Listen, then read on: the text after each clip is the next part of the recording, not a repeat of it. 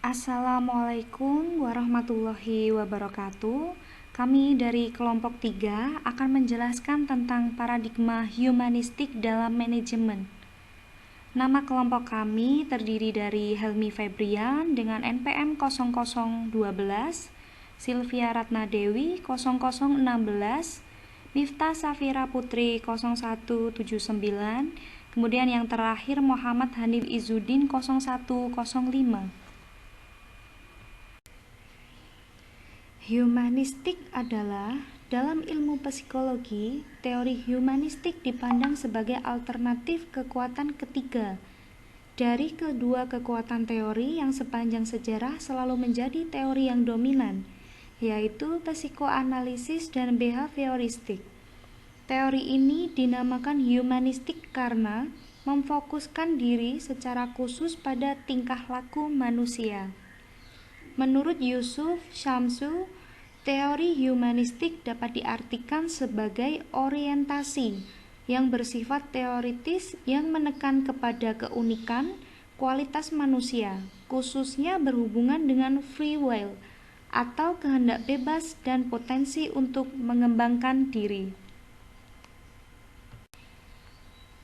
Pandangan para ahli, teori humanistik meyakini beberapa hal, yaitu yang pertama, manusia memang mempunyai dorongan bawaan untuk mengembangkan diri. Yang kedua, manusia mempunyai kebebasan untuk merancang dan mengembangkan tingkah lakunya, dan bukan merupakan pion yang diatur sepenuhnya oleh lingkungannya. Yang ketiga, manusia merupakan makhluk rasional yang sadar dan tidak dikuasai oleh ketidaksadaran, kebutuhan irasional, dan konflik. Teori humanistik Abraham Maslow. Abraham Maslow dianggap sebagai bapak psikologi humanistik yang menghadirkan teori yang komprehensif atau menyeluruh dan sangat jelas menunjukkan bahwa orientasi humanistik memiliki pengaruh yang besar terhadap pemikiran modern mengenai perilaku manusia.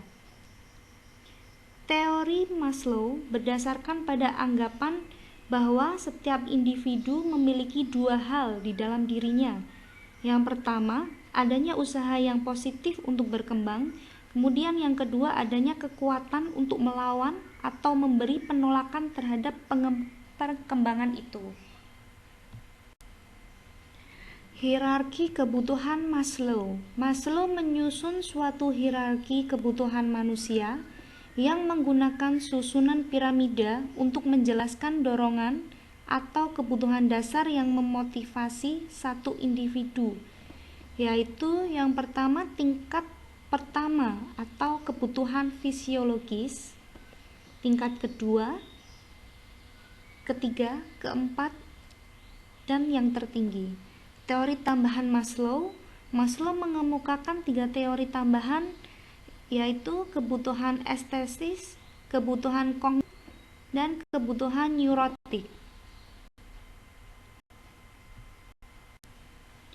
Kemudian ada teori dari Carl Rogers. Rogers membangun teorinya berdasarkan praktik interaksi terapeutik yang dia lakukan dengan pasien-pasiennya. Teori Rogers dinamakan person-centered theory karena menekankan kepada sisi subjektif dari seseorang individu. Pokok utama teori Rogers, perhatian utama teori Rogers ditunjukkan kepada perkembangan atau perubahan kepribadian manusia. Maka dari itu, ia tidak menekankan pembahasan pada struktur kepribadian. 2 pokok utama dalam teori Rogers adalah yang pertama, organisme, yang kedua, self. Kemudian ada karakteristik teori humanistik dari Suprayogi 2005. Yang pertama, mementingkan manusia sebagai pribadi. Yang kedua, mementingkan kebulatan pribadi. Yang ketiga, mementingkan peranan kognitif dan afektif.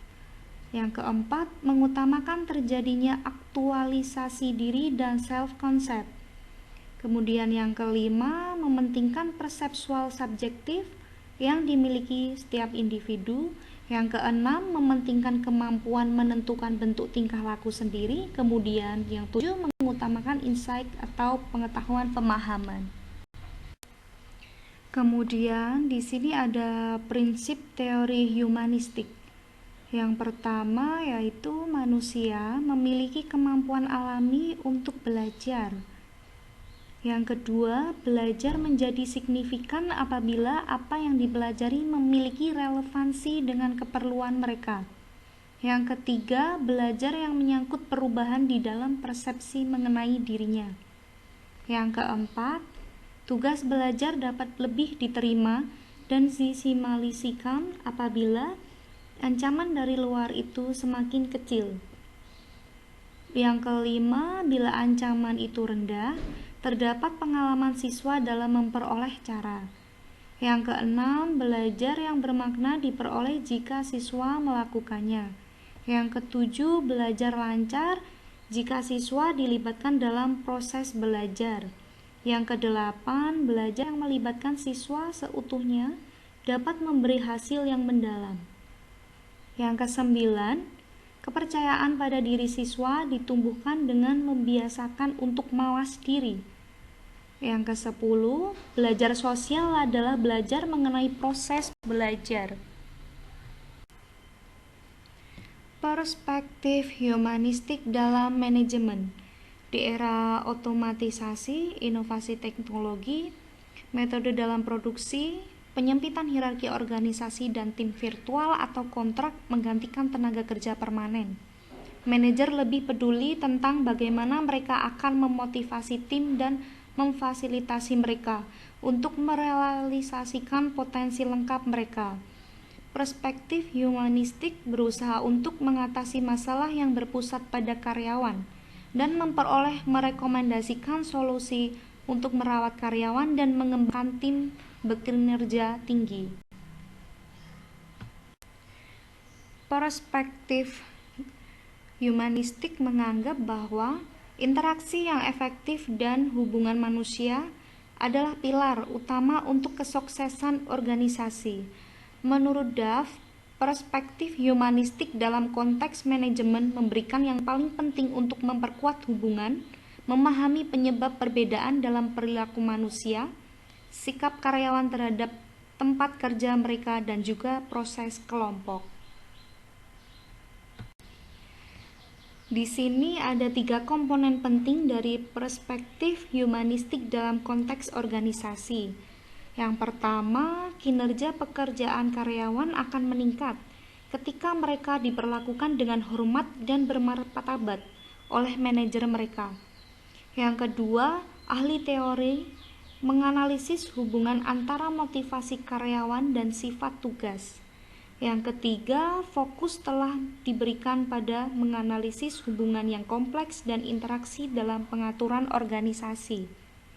Perspektif humanistik percaya pada pemberdayaan tim, meningkatkan dan memotivasi tim untuk memberikan keunggulan dalam kinerja dan membangun tim yang kohesif atau lebih bersatu. Kesimpulan dari paradigma humanistik dalam manajemen yaitu dari segi bahasa, humanisme artinya kemanusiaan. Sedangkan menurut istilah berarti suatu paham mengenai kemanusiaan yang hakiki. Jelasnya, humanisme adalah suatu gerakan atau aliran yang bertujuan untuk menempatkan manusia pada posisi kemanusiaan yang sebenarnya. Dalam teori belajar humanistik, proses belajar harus berhulu dan bermuara pada manusia itu sendiri. Konsep belajar teori humanistik ini lebih melihat pada sisi perkembangan kepribadian manusia, berfokus pada potensi manusia untuk mencari dan menemukan kemampuan yang mereka punya dan mengembangkan kemampuan tersebut. Untuk saran, saya berharap dengan hadirnya makalah ini menjadi salah satu hasanah penambah wawasan keilmuan pembaca mengenai apa yang dimaksud dengan teori belajar humanistik tersebut, serta segala hal yang berkaitan dengannya. Cukup sekian presentasi yang kami persembahkan, kurang lebihnya kami mohon maaf. Wassalamualaikum warahmatullahi wabarakatuh. Semoga bermanfaat. Terima kasih.